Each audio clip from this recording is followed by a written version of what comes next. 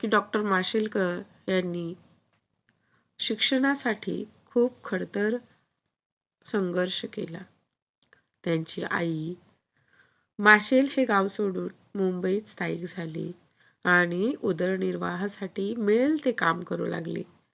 काम करता करता आईला एक दिवस लक्षात आलं की शिक्षणाशिवाय या जगात मान नाही आहे आणि म्हणून त्यांनी आपल्या मुलाला खूप शिकवीन असा निर्धार पक्का केला.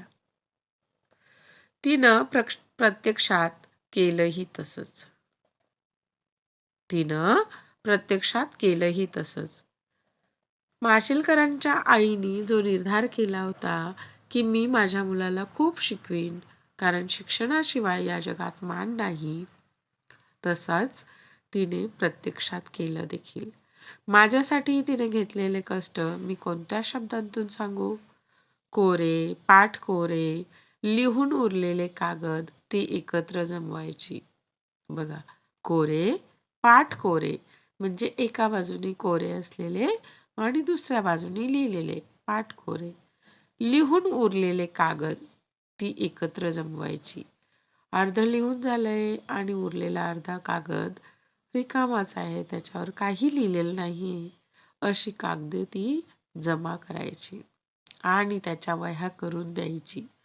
अखंड पेन्सिल मला मिळणं अवघड होतं, त्यामुळं जेमतेम हातात धरता येईल अशा पेन्सिलनेच लिहावं लागे. याच हायस्कूलमध्ये मला भावे सर भेटले.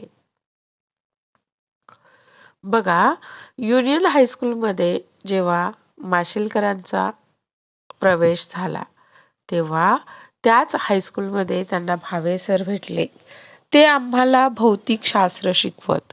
भौतिकशास्त्र, फिजिक्स, विज्ञानातील हा विषय शिकवताना त्यांनी केवळ शास्त्र शिकवलं नाही तर त्या विषयाची गोडी लावली आणि त्याचबरोबर जीवनाचं फार मोठं तत्वज्ञान शिकवलं.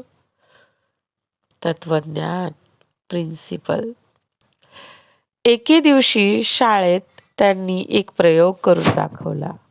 भिंगाच्या सहाय्यानं सूर्यकिरणांची शक्ती कागदावर एकत्र केल्यास कागद जळतो हे त्यांनी दाखवलं आणि माझ्याकडे बघून ते म्हणाले, माशेलकर, तुमची ऊर्जा शक्ती एकत्र करा, काहीही जाळता येईल. बघा, प्रयोगाच्या माध्यमातून भावे सरांनी डॉक्टर रघुनाथ माशेलकरांना शिकवलं की जर तुमची आंतरिक ऊर्जा शक्ती आतून तुम्ही तुमची ऊर्जा एकत्रित केली तर काहीही जाळता येईल. याचा अर्थ त्यांना अजून सांगायचा होता की काहीही जाळता तर येईलच, पण कोणतीही गोष्ट अशी नाही की ती अशक्य असेल. म्हणजे तुम्ही जर मनापासून कोणत्याही गोष्टीसाठी प्रयत्न केला तर ती गोष्ट तुम्हाला सहज शक्य होते असं त्यांना सांगायचं होतं. एकीकडे मला एकाग्रतेचा मंत्र मिळाला, एकाग्रता, कॉन्सन्ट्रेशन, आणि दुसरीकडे विज्ञान समजलं. प्रत्येक कामामध्ये आपण एकाग्रता ठेवली तर आपल्याला यश नक्कीच मिळतं, हे भावे सरांनी माशेलकरांना समजावून सांगितलं. आयुष्याचं फार मोठं तत्वज्ञान मला भावे सरांच्या या शिकवणुकीतून मिळालं. त्यांना मी कसा विसरू शकेन? भावे सरांप्रमाणेच माझ्या शालेय आणि पुढील शैक्षणिक जीवनात जोशी सर, शिर्के सर, श्री मालेगाववाला या सर्वांनीच माझ्या व्यक्तिमत्वाच्या, पर्सनॅलिटीच्या जडणघडणीसाठी उत्तम मार्गदर्शन केले. उत्तम, अतिशय चांगले मार्गदर्शन केले, संस्कार केले.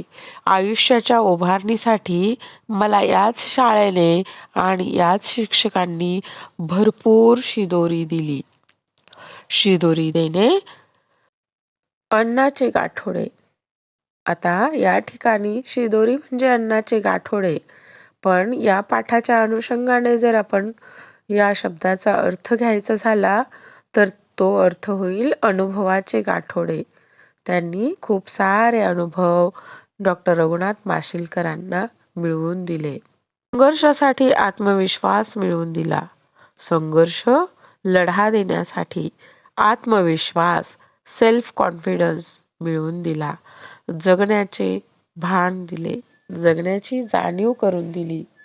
भान, जाणीव, अवेअरनेस. आजही फिरून ते शाळेचे दिवस आठवताना एकीकडे प्रचंड दारिद्र्याचा सामना करतानाचे क्षण न क्षण आठवतात. क्षण न क्षण प्रत्येक क्षण आठवतो. आणि त्याच वेळी माझी आई, माझे शिक्षक, माझी शाळा, हे माझे संस्कार केंद्र डोळ्यांसमोर उभे राहते. मी पुन्हा मनोमनी शाळेत जाऊ लागतो.